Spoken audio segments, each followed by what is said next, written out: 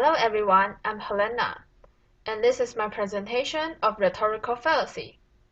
Today I'm going to talk about my experience and observation of one of the fallacy, appeal to tradition. As its literal meaning, appeal to tradition is claiming something is truth because it's apparently always that way.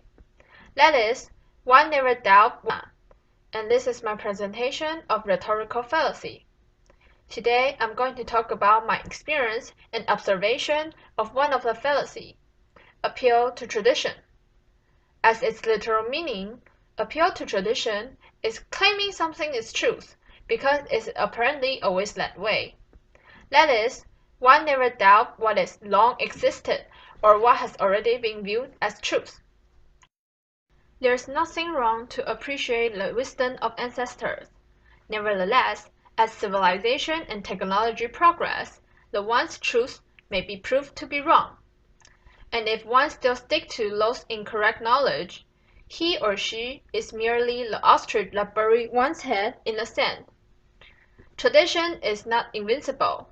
That is what I want to express in my presentation. Since I was young, I have been bothered by tradition, which to me was a bunch of unreasonable rules.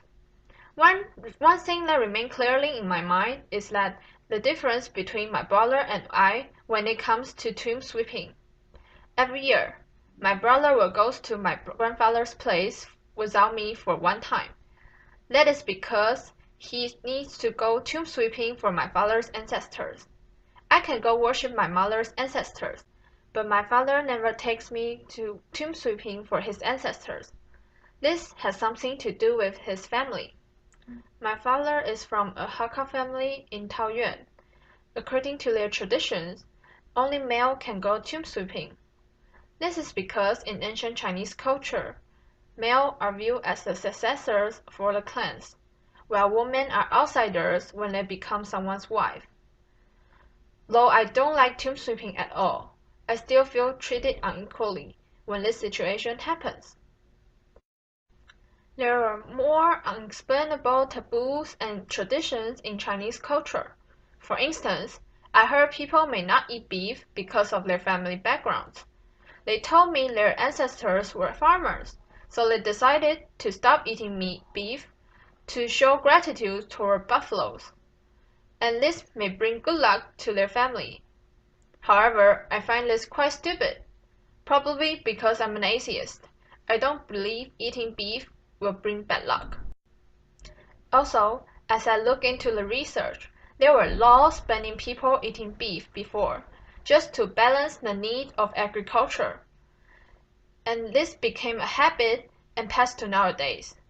However, people who don't eat beef now misunderstand the origin of their tradition.